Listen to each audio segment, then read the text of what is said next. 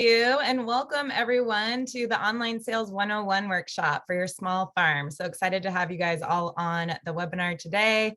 We are going to send this recording out as a follow-up, so feel free to share that recording with your friends too, any of your farmer colleagues that may be able to benefit from this workshop and the material that we're going to go over today. First, I would like to thank all the farmers on today's session, all of you who are attending, also our two panelists. You guys are helping to build our soils, help to protect our natural resources, and feed our communities. So thank you for all that you do, and thank you for giving yourself this time at the conference to learn new skills, build new relationships, and bring that to your small farm business. All right, moving on. So to quickly review our learning objectives for today's webinar, this is what we're planning to go over. We are going to have a discussion towards the end of the webinar for any question and answer for any of our panelists. So please hold on your questions for that time, but also feel free to drop them in the chat or in the Q&A box so you don't forget them. And we'll get to that question when we're ready to go for the discussion period. All right, so a bit about us. I'm Elizabeth Vaughn. I'm the Tech Hub Specialist at Community Alliance with Family Farmers. I'm based down in San Diego, and I'll be guiding you through today's workshop. We have some awesome co-presenters, two of my colleagues here, and then also two farm panelists that I'll introduce later on in the workshop. So Alicia and Sasha will be hearing from later, but this workshop is brought to you by the Small Farm Tech Hub at Community Alliance with Family Farmers, which the Tech Hub just reached about our 1-year anniversary. So we're still getting the program off the ground and excited to hear any questions you may have for the Tech Hub. And at the Tech Hub, we're working to identify web-based solutions that are making purchasing local food more convenient, accessible, and competitive to make sure our small farm businesses don't get left behind as this technology continues to accelerate, as we've seen with COVID. And we'll get to some details on that later on. All right, so what is e-commerce? Just to make sure we're all on the same page. Also known as online sales. So as you can see here, e-commerce, electronic commerce, internet commerce, it refers to the buying and selling of goods or services using the internet and also transferring the money and data to make these transactions happen. So it's basically any type of commercial transaction that's happening on the internet. And it comes in many forms, and it's quickly evolving, ever changing. You can now sell through your social media accounts, such as Instagram. Maybe you've already been selling on sites such as Craigslist or eBay. You can also build your own store using services such as Shopify, Squarespace, Grown by, WordPress, and we'll be learning more about that later on. All right, so keep going. Oops. So why is this important for small businesses such as the small farm to consider? How does online sales fit in with your business model?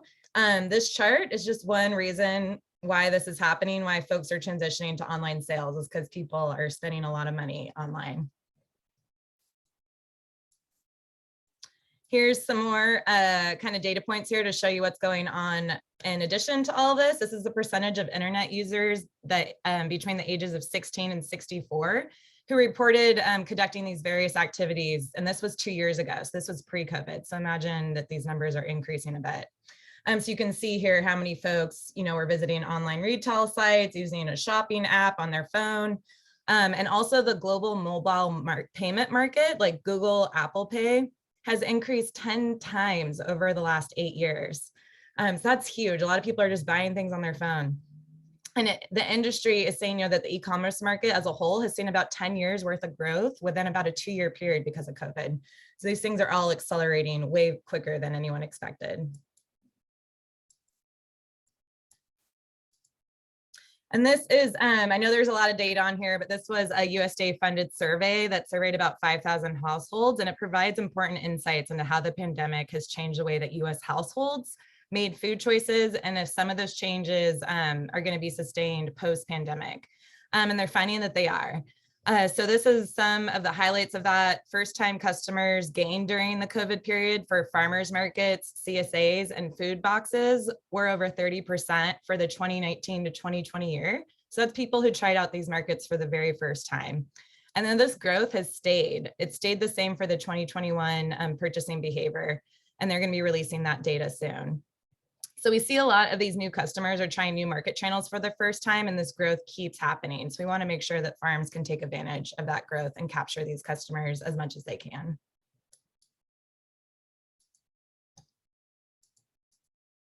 Some more data to share from the same research, and the research illustrates the changes in customers' online shopping behavior, and this includes pickup and delivery. And this focuses on the types of markets where online shopping habits have changed. And they found that the pandemic accelerated the movement to online shopping across all market channels and all age groups. So in response to all this, we've seen tremendous resilience and adaptability in our small family farmers and their businesses. And I'm really excited to have two of our farms shared today on how they went forward with adopting online sales and how that's been impacting their business.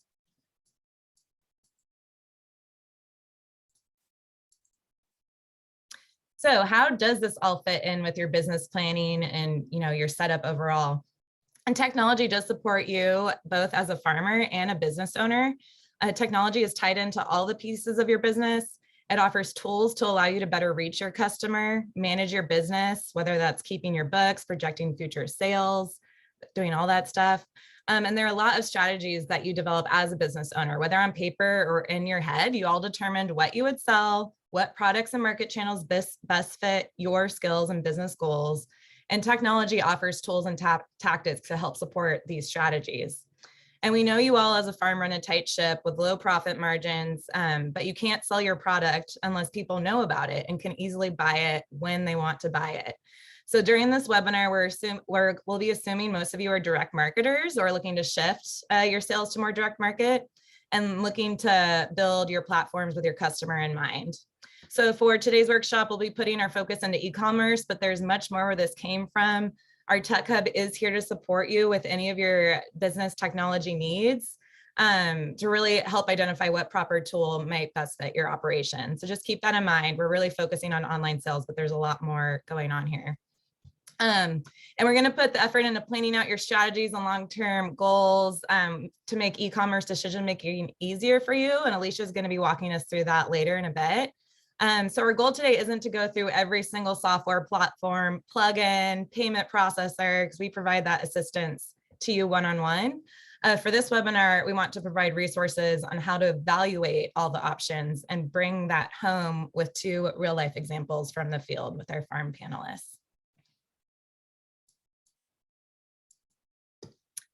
So I'd like to introduce, we'll be hearing a brief presentation from Sasha Pesky, who's a PhD candidate at UC Davis and an advisor to the Small Farm Tech Hub. Sasha has been researching how the COVID-19 pandemic has been affecting agriculture producers across California, and she'll be presenting on how farmers have been faring with their adoption of online sales and online marketing. Sasha, I'll let you take it away from here. Okay, cool. Thank you, Elizabeth. Hi, everyone. I'm really excited to be here and share a little bit about my work. So first, I wanted to ask you all, based on a survey that I did with my lab mates about farmers' experiences in the pandemic of 2020, what do you think was the percentage of California's direct market farmers who use some kind of online sales and marketing in 2020? So if you can answer the poll if you think what you think was the percentage of those who did use it.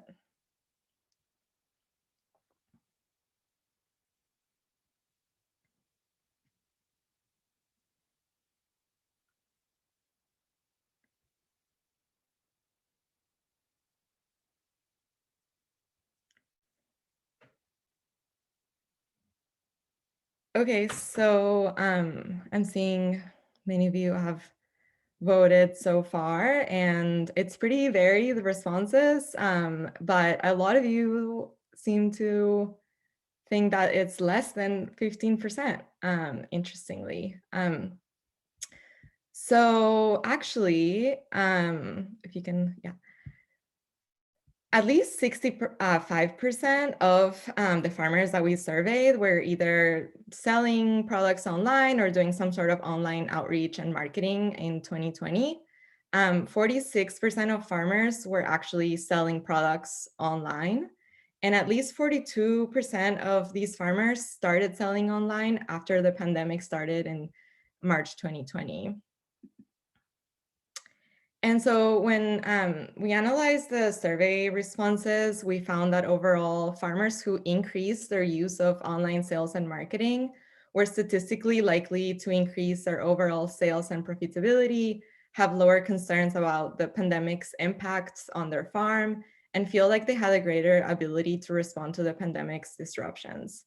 Some farmers actually identified online sales as one of the top 5 attributes that helped them respond to the challenges of the pandemic. And most farmers who did online sales said that the profitability of online sales increased throughout the year. And although some farmers started doing online sales with the pandemic, some of them are continuing to use it because they find that customers do appreciate having the option. For example, through interviews with farmers, I know I've heard that from several of them that their customers appreciate having the option to pre-order products, even if it means they go to the farmer's market and pick it up.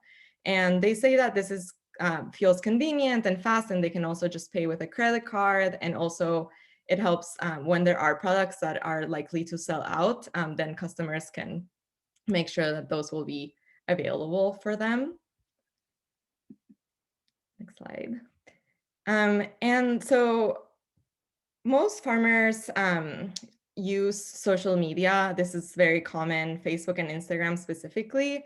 And some use it for sales, but a lot of farmers use it for outreach to either share about their farming practices and educate people. I know this is a common use, and also to share where they will be selling their products and what products they will be selling at a given week. So I know that this was a very helpful tool for farmers, especially at the beginning of the pandemic, when a lot of people were unsure if farms were still operating. So when farmers post on Facebook or Instagram, it reminded people that, and it let them know that they were still in operation. And then also when they post regularly the products that they will be selling at their farm stand or farmer's market, it also creates some excitement among the customers, and it reminds them to actually go to their farm stand or farmer's market. And I know also a common strategies to use Facebook or Instagram ads where they set specific target populations that they want to reach, and sometimes or also following a lot of different restaurant accounts. And I know that's been successful for some. And one of the farmers that I interviewed said, called social media a necessary evil, since they don't necessarily love using it or what it represents, but they truly feel like it helps them keep their customers engaged. And so I think this is a common sentiment among farmers. Next slide. And so besides having a stable internet connection, which is very important, of course, having knowledge of online sales and marketing and having someone who can manage it, social media, again, seem to be the most helpful for farmers to be able to enter the online sales world. Most farmers who started selling online after March 2020 already had an established social media presence. But granted, social media is not for everyone. I know that I interviewed a lady, a farmer who is in her 70s, and she said that for her, she doesn't want to know anything about social media, and she writes a weekly newsletter that she sends via email, and she knows that for her customers, they're all around her age, and like in general, she knows they prefer the newsletter and they're not going to use social media. So it's definitely not always necessarily the right outreach tool for everyone.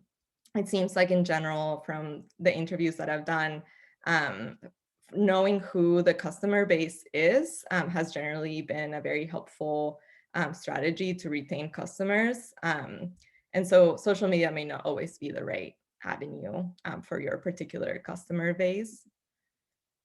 And so out of the farmers who did not have an online presence, 46% were actually not interested in it, but 51% lacked the necessary resources to do online sales and marketing. In general, it seems like farmers who don't use it have this perception of it being too tedious and complicated and it taking too much time. A lot of farmers who don't use it have this perception that it takes too much time and effort. And so they identified not having someone to manage it as the reason why they don't use it. And another common reason was lacking the necessary knowledge, and either both of what tools are available or how to even use them. And I think this is actually also related to this perception of it being too tedious and complicated. So I think this is why this workshop and the work of the Tech Hub is so great, because I think there are many farmers who lack the knowledge of even what tools could be used and what might be the best fit for their operation. And so since farming operations are so varied and there are so many different tools, sometimes some farms may be spending too much time, money, and energy into tools that are not worth it or not the right fit for specifically their scale or what they produce and sell.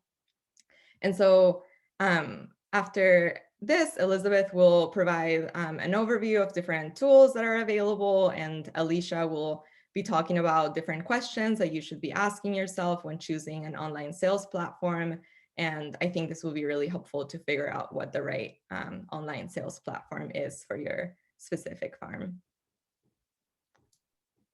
Awesome. Thank you so much, Sasha. I'm really happy you brought up this last point too, about folks who are interested, the 51% here, but lack the necessary resources. So again, the Small Farm Tech Hub is here to help. Even if it's, you think it's maybe a simple thing like creating a logo or just figuring out how to get your farm a higher presence on the internet through browsing and search engines, we're here to help with all that stuff. So please don't hesitate to reach out to us, because we know this is a huge need in our farming community and a big gap too.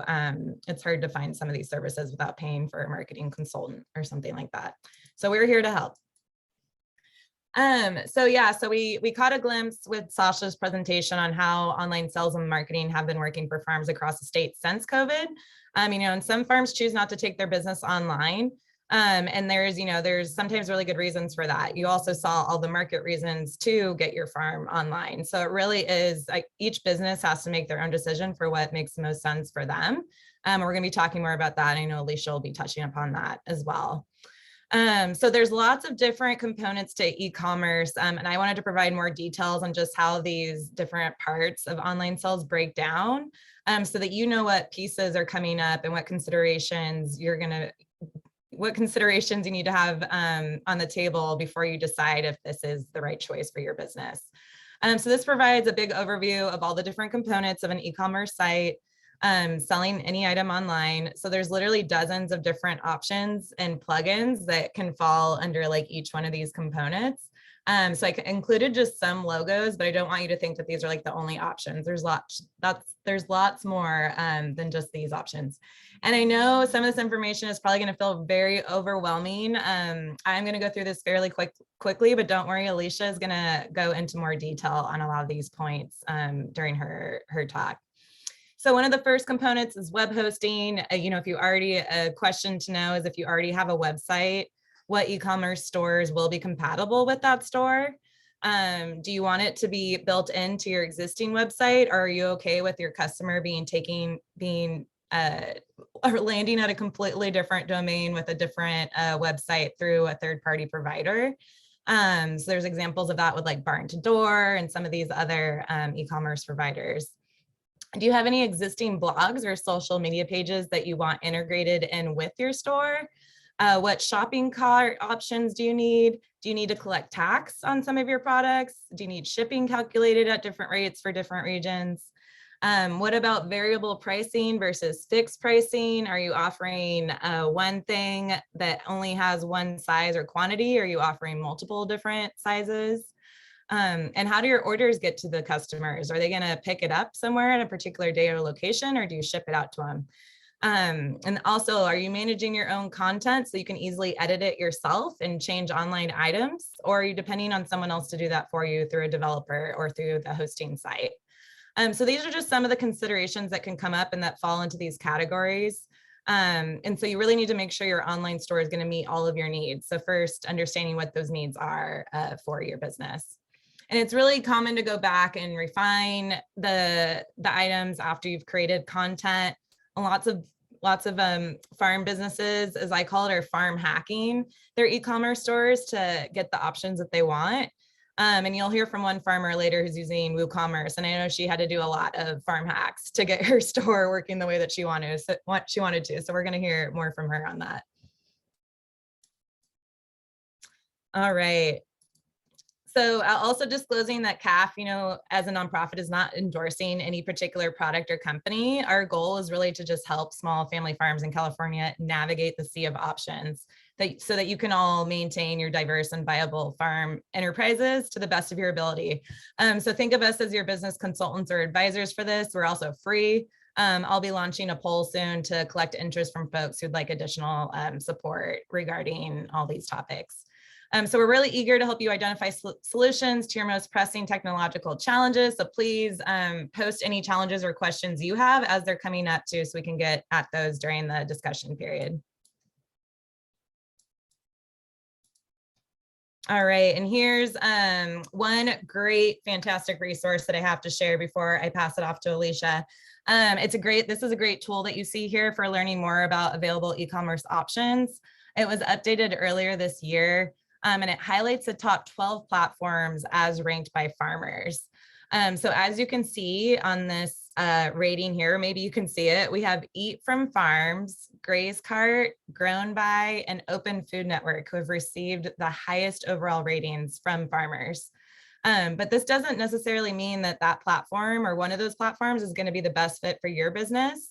One of our farms is going to be speaking to Grown By, but the other one's going to be speaking to WooCommerce.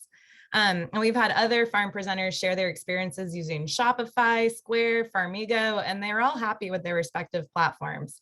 So not to just single out these ones, but they were the most highly rated ones. So today our speakers are going to be talking about their experiences using their platform. So we're excited to hear more details for Grown By and WooCommerce for today. And I'm going to put the link for this resource in the chat in a minute. But next, I'll pass it off to Alicia. She works with a tech hub and she provides direct one-on-one support to farmers, and she's going to be presenting on strategies for choosing an online sales platform. So Alicia, I'll let you take it away. Thanks, Elizabeth, and thanks everybody for joining today. It's always fun to connect with the farmers out there. We've had a really great year with the Tech Hub. So yeah, I just wanted to introduce myself. Like Elizabeth said, I'm a Tech Hub contractor, but I am also a graduate student at UC Davis. And so I do plan on doing some research with CSA farmers and their experiences through COVID. So I'm starting to contact folks about that just to get information. So if anybody is interested in potentially talking to me about their experiences with their CSA, I have a form that I think that will be dropped into the chat and just asking for some basic contact information. So yeah, I'll dive into this. Like Elizabeth said, I'm going to talk about strategies for choosing an online sales platform. So basically like big questions that you should ask yourself. And so if you've done any research in this area, you know that there's new options popping up practically every day. With all of these choices, it's helpful to know what questions to ask before landing on one of these platforms. And to help, I'm going to spend a few minutes talking about important considerations for the decision-making process. Right off the bat, I did want to share this resource, which we're also going to drop this in the chat, but it's from Oregon Tilth, and it's just a list of questions for considering online sales platforms for farms direct marketing. So some of these questions are like, how will customers pay for products on this platform? And how does this online platform integrate with my current website? Okay, so I've identified just some big categories of questions that you should ask yourself if you're considering starting to use a new online sales platform and wading through the options, or if maybe you're thinking about changing what you're using currently. But my big message is that planning ahead and asking these questions before you choose a platform will save you a lot of time in the long run. It can be time consuming to set up a new website or online sales platform with your inventory. So you'll want to make sure that you're making the best decision for your farm. And it's not one size fit all. Like the other speakers have said, every farm is so different. And so your needs are going to reflect that. I've identified 3 considerations that I find to be the most critical when you begin your process. These are personnel and skill set, cost and budget, and needs and goals. And then I have a few examples of farms that have gone through this process or are going through this process. I would also be curious if any farmers who are on the webinar right now want to drop in the chat. What's your direct sales markets channels? Are you doing farmers markets, CSA? And what also, like, what are you growing or what are you raising? Are you doing animals, nursery? I'd just be curious to see where folks are coming from today. The 3 farms I'm going to briefly talk about as examples are Liberty Ducks, which they do ducks and they ship them. They work with a lot of restaurants. They also were doing a lot of direct sales during COVID. And then Microba is a new nursery business. They're just getting started. And then Oya Organics is a medium-sized CSA farm, and they also do farmers markets. And so Liberty Ducks has shared their experience with us at a webinar in the past, and the other 2 farms are have and are in the process of receiving assistance from the Tech Hub. So to start, it's critical to identify your needs and goals before going on this adventure. These farms all have unique operations, like I mentioned. Thus, the specific needs and functionalities are different for each of them. For example, Liberty Ducks had been using Square prior to COVID, but as their markets changed, they found they needed better options for setting up pickup, delivery, and shipping through their online sales platform. And so this was just one of the considerations that they thought about as they were thinking about like different options for a sales platform. And then for the personnel and skill set, so it's important to understand your skill set, or if you have someone on staff that will manage the platform. Like Sasha was talking about, this can feel really overwhelming to folks sometimes. And the Tech Hub can be here to support with that. But I know there's other farms that like the farmers sticking in the field and to focusing on the crops. And you might have someone you've hired on to manage your online or social media and things like that. So asking yourself, are you tech geek or are you beginner? So with Microba, one of the things is that he has a tech savvy partner that can be available to support, but he did also want to be able to manage their website like independently. And then for cost and budget, it's important to understand what kind of budget you have for your online sales platform. And Elizabeth, if you could go to the next slide. Oh, wait, you're on it. Thank you. So there's different pricing structures for each platform, and it's good to know what range is realistic for you. And another really big consideration that's easy to forget is your own time. It's better to invest a little more for a platform that is easy to use and has the functionality that you need for your farm, rather than settling for something that is free or low cost, but clunky, frustrating to use, and time consuming. Your time as a farmer is very valuable. So just sharing the outcomes from these different farmers, you can see that they're all like, some are still in process, but like Liberty Ducks chose Shopify for the reasons that I stated before and other considerations that they had. They ended up going with like a lower like pricing structure for Shopify because it had all the features that they needed. And I think they found if you do visit their website too, which I recommend, it's just like beautiful pictures, really clean presentation, and I think really easy for their customers to use. So that is just one example. But answering these questions up front is going to create clarity and save you time and money in the long run. As farmers, you do thorough research and planning before purchasing a tractor implement, seeder, cultivation tool. And we recommend you doing the same when you're considering an online sales platform. And then I'm going to plug this resource again, just because I love it and it's so helpful. But there's an updated version that was just released of this e-commerce report. It serves as a great guide for your decision-making journey with honest reviews from farmers who are actually like using these platforms. So you can also visit these farmers' websites and see how it looks on the customer end, as well as viewing like videos about how it's worked for them and their pros and cons for each of these. And we are sharing that again in the chat. So yeah, takeaways. Really important to invest your time in a mindful assessment of your needs, capacity, and budget when you're choosing an online sales platform, or like I said before, like maybe you're thinking about switching to something that might be a better fit for you. There's tons of free resources online, including on the website for CAF's Small Farm Tech Hub. Again, the Tech Hub is a free service. We're available to be your business therapist and soundboard to help you formulate a plan if you're considering an e-commerce solution. Want to build a website, need help with your current system, or maybe you want help with social media or your online presence in general. But we're going to share that link in there for the resources on the Tech Hub's website. And thanks everybody for your time. Awesome. Thank you, Alicia, for going over that.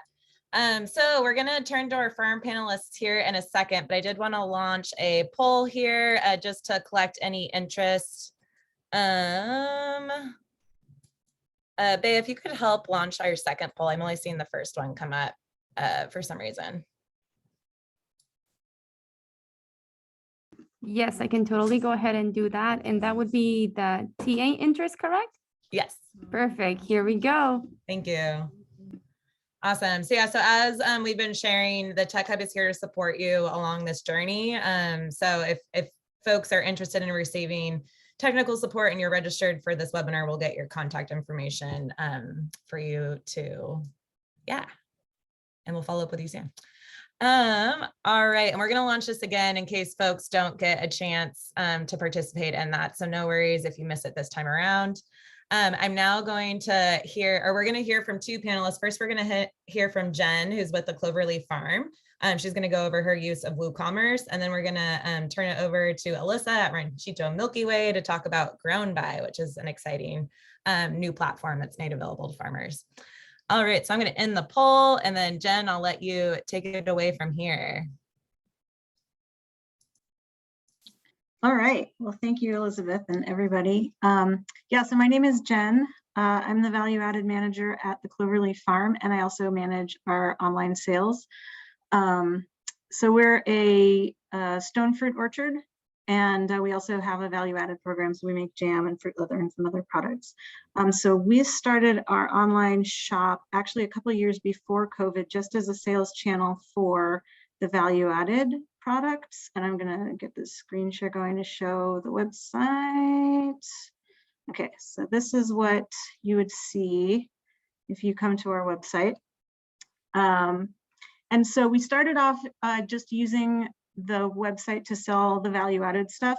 Last year, we started running more of our sales channels through the website. So we actually have 4 distinct sales channels that we're running through. So we have an online shop for the value added products. We're doing our CSA signups through the website now, wholesale ordering, and we have something called Ugly Fruit Club, which is a program for people to buy boxes of our seconds. And so I'll kind of show you how each of those runs a little bit. And one thing I do like about WooCommerce is that it gives you a lot of flexibility. So each of those 4 channels kind of operates a little differently, and I'm able to have things set up in these different ways all through one website. But it has required a lot of, what Elizabeth called farm hacking. I don't even think it's farm hacking. Some of it is just like, I don't know, there's a couple of key pieces of functionality that are missing from WooCommerce out of the box. So I'll show you some of the customizations I've done as well. So down here, you can see in the center, we've got the button to go to the online shop. For the Ugly Fruit Club, that takes you to a sign up form, and we have a Mailchimp, a mailing list that we send emails out to the Ugly Fruit Club members during the season. And then this one on the left that currently says that we're hiring, pretty soon that's going to be our CSA signups at that spot. So that will be opening soon. So I'll just kind of quickly show you what the shop looks like. It's kind of your basic online shop. So on the shop page, they have different categories. You can categorize your products. So we have different categories here. And then in each category, you can go and see the products. And you can sometimes just add it to your cart directly from this page, or you can go to the product page to see more about it. So I just added these dried apricots to the cart just to make like a fake test order to show you all what that looks like. So what we have here now is we've got our dried apricots, and I can, if I want to pay by PayPal or Venmo, now this is showing up here, so customers don't have to go through the whole checkout thing. But I am going to pay by check because I don't actually want to make a payment right now. So then there's a, again, sort of a standard online store checkout page. Looks pretty similar to probably if you've done online shopping. And I'm going to go ahead and place my order. So that'll show up when I show you the back end. You'll see that. So it's pretty straightforward, just like any online shop, farm or otherwise. So then for our Ugly Fruit Club, I mentioned we have a Mailchimp mailing list. And so we actually send a link to the products. So the products don't actually show up on the online shop at all. I have them set to be hidden, so you can only go to them if you get the link from us.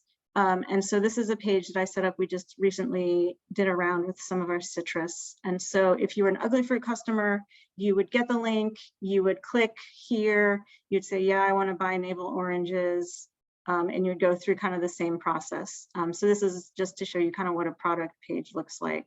It's got the product image, and it's got some text that I put in about the product description. We have variable products here because we have 2 different pickup locations. So you have to make a choice like that before you can add it to the cart. But anyway, so that's kind of how we do the Ugly Fruit. And our CSA signups are also very similar to this, except instead of these different fruits, it'll be like the different CSA drop-off points that you can select from to subscribe. And then for our wholesale customers, we have a similar thing where, again, we're emailing them directly and giving them a link. And so they have kind of what looks like more like an order form. We don't really have any apricots in stock. I just put them there so you can kind of see what the thing looks like when it's in season. So they can just say like how many crates or boxes or whatever they want to order. They can go down and click through all the different varieties, if they're ordering, apricots and peaches, whatever. And then they can also go ahead and submit their order, add it to their cart. So that's kind of what it looks like from the customer side. And then from the back end, anybody who has a WordPress website will recognize this. It looks pretty, like the regular, sorry, I keep saying WooCommerce instead of WordPress, the regular WordPress backend. So there's this bar on the left-hand side that takes you to all these different pages where you can do different things. Down here, there's a thing for WooCommerce. And so all the WooCommerce functions are there. Gonna take a second to get there. So this is the WooCommerce, like, I guess, home page. I don't really look at this very much. You can see I have a total sales of $9. That was my test order that I just put in. But what I do often look at is I'll go to the orders page, and this will show me all the orders, from most recent to less recent. So you can see I have this test order that I put, it's on hold because I said I was going to pay by check. We have, and if I clicked on this, then it'll show me the actual order. going kind of slowly right now. So I can see the order details. So I can click on any individual order and I can see the order details. I can see what they ordered. And I had selected pickup. So I can go through that to look at each order individually. So one thing that I did have to hack is to be able to export orders and print like a pack list. WooCommerce doesn't have that option out of the box, so I had to add a plugin. They have these things called plugins that you can use to customize. So that seems like a pretty necessary function, but they didn't have that. So I've had to add that. I've had to add a lot of other things in order to customize to have these different sales channels function like I want them to. So like, for example, for our wholesale customers, we offer net 30 terms for their payments, but I don't want a customer, you know, ordering a jar of jam to be like, oh yeah, I'm going to choose net 30 payment. You know, I want them to just pay right away. So I have another plugin that allows me to set conditions on what kinds of payments are available for what kinds of products. And, you know, I can customize lots of things like that. So I'll go ahead and show you kind of what a product page looks like as far as when I'm setting up a product. Sorry, okay, so, okay, we'll look again at this ugly fruit.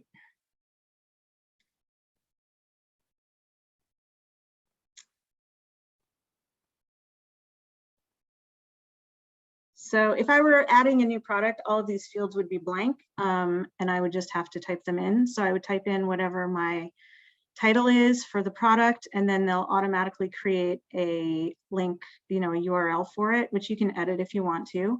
And then there's a space here to add your product description. I've actually started using, there's further down like a short description, and this is what actually shows up at the top of the page there next to the photo. But if you wanted to have a longer description that will show up further down, you can write some stuff here. So like our CSA, we have a longer description of how the CSA works. And then there's just lots of fields that you can add to like really specify how you want this product to be set up. You can manage your stock or not. You know, if you're able to just fill orders without keeping track of how much you have in stock, you don't have to have a stock quantity listed. You can decide whether you have a variable product. Like again, I showed we have different pickup points, or just a simple product. It's just, you know, one bag of apricots and that's it. Lots of different other kinds of fields you can fill in. Most of them I leave alone. You can add a photo, you can add multiple photos actually if you want to. And that's pretty much it. So I don't know, there's a lot that I could show you, but I'm running out of time. So I'm going to go ahead and stop my screen share. And if people have questions, then I would be happy to answer them later. We will hold most of the questions for the discussion period, but there was one that came up, Jen, that I wanted to. Okay. Yeah, I couldn't see while I was screen sharing. I couldn't see that question. Yeah, so this is in the Q&A box, and they're asking what plugin you use to customize your payment terms per product. Oh, I think it's just called conditional payments.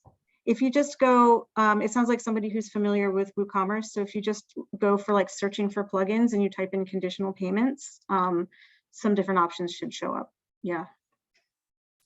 Awesome. Thank you. Yeah, and if any other questions come up for Jen, please feel free to put those in the Q&A now or the chat box, and we'll get to those during the discussion period, which will follow our presenters. So now I'm going to turn it over to Alyssa with Ranchito Milky Way for them to share their experiences using Grown By, and I will stop sharing. Awesome, thank you. And thank you everybody for being here today. I am so jealous. I wish that I had gotten this presentation a year ago. Oh my God. Anyways, so a little bit about us. My name is Alyssa, and I am one of the farmers, co-owners of Ranchito Milky Way. We're a small market farm in San Diego. So we sell CSA boxes and we sell to chefs. A little bit about my farming background. I started out in dairy farming, milking cows, waking up at 4 a.m. I did that for a few years, moved over to rice farming with my feet, 6 inches deep in mud. And now I'm here in San Diego, got started in urban farming. So maybe there's a few dairy farmers out there, rice farmers, shout out to those farms. And so getting started in San Diego, that's where I met my partner, and we started our own small farm, and that's what Ranchito Milky Way is. And so when we were getting started, we really wanted to sell to our friends and family, but also our bigger community to promote good food, connecting to farming. So it's really important for us to get the word out about us and get people to the farm. And we wanted people to come to the farm, so we didn't want to go to farmers markets, so there's all this going on, and we really wanted to find a good platform to sell our CSA shares, to manage all of that back end stuff, because neither of us are computer people. And so going through, we were like, okay, what are the CSAs in the area using? We went to their platforms, we got the quotes. They were all saying, you need at least 100 CSA members to make this worth the value. And we are not even close to 100 members yet. And so we thought, okay, we can't do that. We got my brother-in-law involved, and he started helping us with the PayPal backend, because we have a WordPress website. I'm pretty familiar with WordPress. I've used it for my other jobs, but when that started happening, he helped us set up our different options on PayPal so we could have that. And it started to seem like we had to not offer as many different options because we couldn't figure out how to offer them on PayPal. And suddenly our inability to use PayPal was dictating what the heck we were offering our customers, when really we wanted to offer them these different shares because different people need different options. And so that really stopped us from using these online platforms. And we just went to Excel spreadsheet and Venmo, Cash, and Zelle. And that was, it definitely worked. It was a little bit of work on the back end to make sure all our customers were listed and all that stuff, but Excel was working just fine. Although we weren't really able to get the word out and to interact with a customer that we didn't know, it made us seem less legitimate not to have an online sales platform. And that's really what I felt, is that for them to believe in us, we really needed to have a better way to take their money and do a constant billing. I don't want to contact everybody being like, hey, you owe me money. That's not really my thing. And so I kind of gave up on it. But when I was listening to the Thriving Farmers podcast, which I'm sure many of you listen to, the founder of Grown By, Lindsay, came on and explained what Grown By is. And Grown By is a cooperative online sales platform. Lindsay's a farmer. She runs 1,000 CSA box up in New York. And so it's a farmer owned, farmer designed, and really interesting platform that helps farmers offer what they sell. Super easy to sign up and fill it out. You don't have to be a co-owner to have your farm on there. So I immediately got on there and tried to figure it out. And now I'm going to take you to my Grown By store. So that way, here we go. I can show you, and I forgot to start my timer, but I realized when I was thinking about what to present to you today that I could take that whole time to tell you a story, because it actually is so easy to sign up set up your store that I can do it with you in the next 5 minutes. So basically, this is what the dashboard looks like. And so this is the farmer dashboard. I could go to my store. I can see which locations are I have up. So we have multiple locations where people can pick up our boxes, and the schedules that those boxes are at. So our Monday pickup is at a different location than our Sunday pickup. And there we can go to CSA. I will take you there, and different products that you can offer. For example, add-on shares like egg shares, different add-on products. I'm not going to take you to my customer page because that's where their sensitive information is, but you can also bring up all of your different customers. So if I see somebody hasn't picked up, I can immediately go on the customer dashboard and get their numbers. And so I will take you to distributions. And so this is one of the things that I use the most.